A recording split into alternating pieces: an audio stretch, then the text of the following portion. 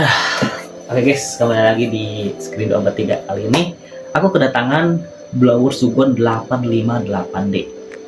858D. Oke, salah satu hot air yang udah banyak teknisi Indonesia pakai. Kita review juga karena saya pengen tahu kualitasnya gimana. Kalau dilihat di online shop dari Sugon tuh dia kayak kokoh gitu, banyak review bagus dari teknisi bahwa Sugon itu bagus. Oke, kita buktikan apakah benar Sugon itu bagus atau tidak. Kita langsung cek aja unitnya. Oke, ini paketnya masih disegel ya, masih disegel, baru nyampe unitnya ke rumah saya ya.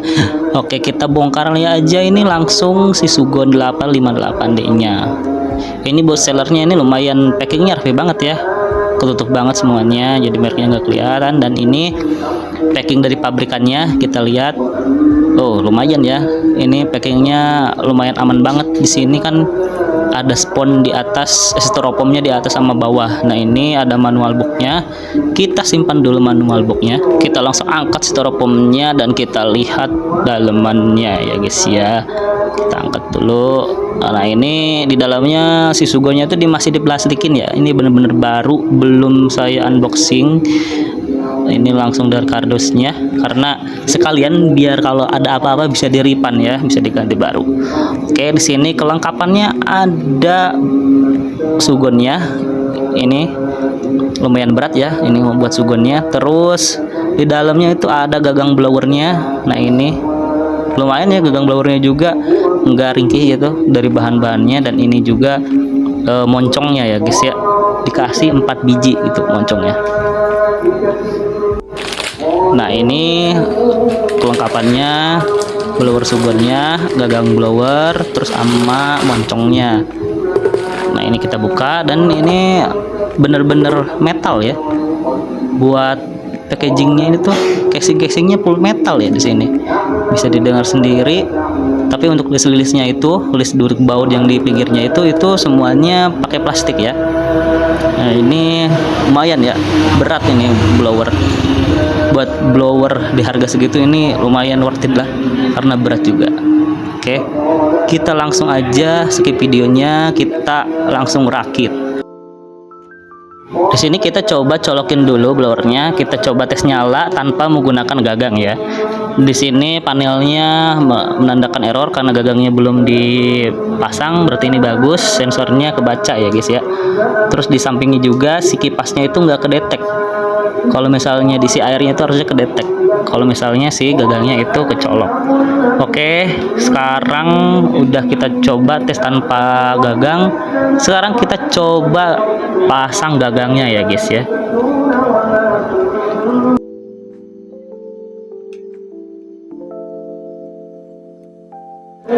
Nah gagangnya itu nggak perlu ribet. Di sini itu dia pakai soket. Kalau di Mic itu soket XLR. Kalau ini saya nggak tahu namanya apa. Ini kakinya ada 5 ya guys ya. Ini langsung colok aja, jangan dipaksa kalau nggak bisa. Ini langsung celuk masuk, terus kita kencingin ya. Di sini ada kayak sekrup gitu, kita harus kencengin. Nah kalau udah kencang, baru kita nyalain. Kita coba nyalain, colokin dulu ya. Coba kita nyalain. Nah set. Nah tadi kan kita bisa lihat perbedaannya, kalau yang kanan tuh si air itu nggak kebaca. Nah ini dan tandanya elemennya kebaca, terus si kipasnya juga kebaca ya guys. Jadi udah siap dipakai ini. Nah kelihatan suhunya juga naik dan kecepatan kipasnya juga kelihatan sekitar 100 per liter. Oke, ini kita bisa setting, kita turunin sampai batas maksimalnya itu berapa? Oh 20. Kipasnya tuh dibatas sampai 20 per liter ya guys. Dan suhu terendahnya itu 100. Oke, kipasnya maksimal 100 dan suhu kecepatan kipasnya itu yang paling rendah itu 20. Dan suhunya itu paling rendah itu 100 ya guys. Kalau udah 100 biasanya si blower ini tuh otomatis mati ya, auto cut off. Nah ini kita cobain naikin suhunya, kita lihat elemennya ikut naik tidak. Oh ternyata bener naik guys, langsung memerah gitu guys. Itu tandanya bahwa elemennya itu bekerja dengan baik, tidak ada yang terlalu terang dan nyalanya membara gitu semuanya, semua elemennya nyala. Nah ini kita sengaja di angin 100-in biar si elemennya biasa dulu, karena ini baru dinyalain. Lalu kita turunin ke 60, lalu kita coba cabut pasang di dudukannya. Kita ngecek sensor magnetiknya berjalan atau tidak, dan ternyata iya, ini normal ya guys, sampai 360. Oke, udah nyala sempurna merah, dan kita coba dinginkan. Angkat, kita lihat. Nah, pas kita angkat itu dia anginnya langsung ke settingan kita. Nah, pas kita pasang itu si angin itu langsung 100, karena itu buat ngedinginin elemennya agar awet ya guys ya. Nah, ini ciri-ciri kalau blower bagus ya guys. Ini otomatis kita tunggu sampai dia suhunya sampai 100. Apa dia langsung mati? Nah, begini kalau kelebihan Sugon itu, dia kalau misalnya udah beres atau nggak dipakai dia langsung mati. Nah, ini yang saya suka fitur ini, karena ini yang bikin si blower ini awet. Kita nyalain, apakah terjadi error? Oh, ternyata tidak. Oke, ini mantap sekali ya guys ya. Terus kalau misalnya kita mau menggunakan blower ini, jangan lupa moncongnya itu harus dipakai ya guys, karena moncong juga itu menentukan umur pakai si elemennya.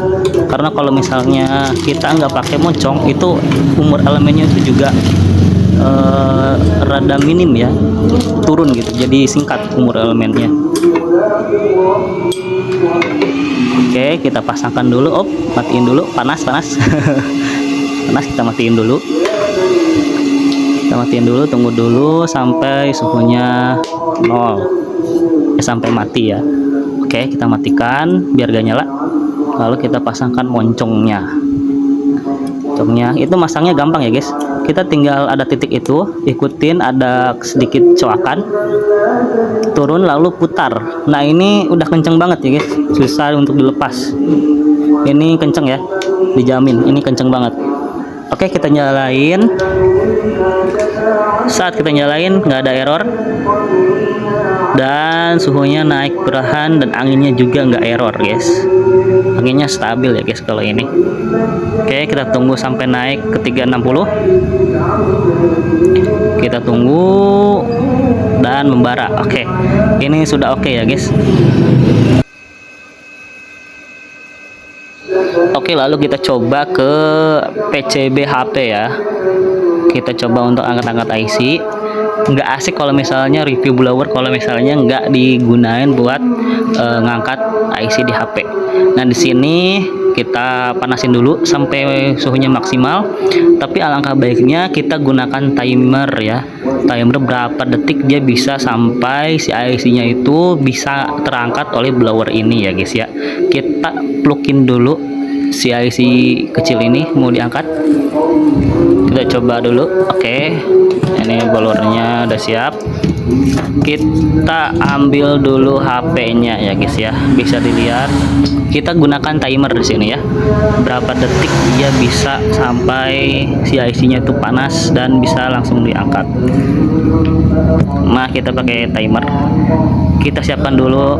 Nah, kita nyalakan, lalu kita tembak saat suhunya maksimal ya. Di sini saya pakai settingan 370 dengan angin 50 ya. Kita tunggu sampai IC-nya naik.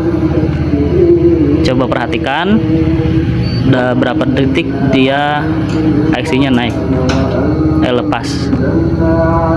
Kita tunggu.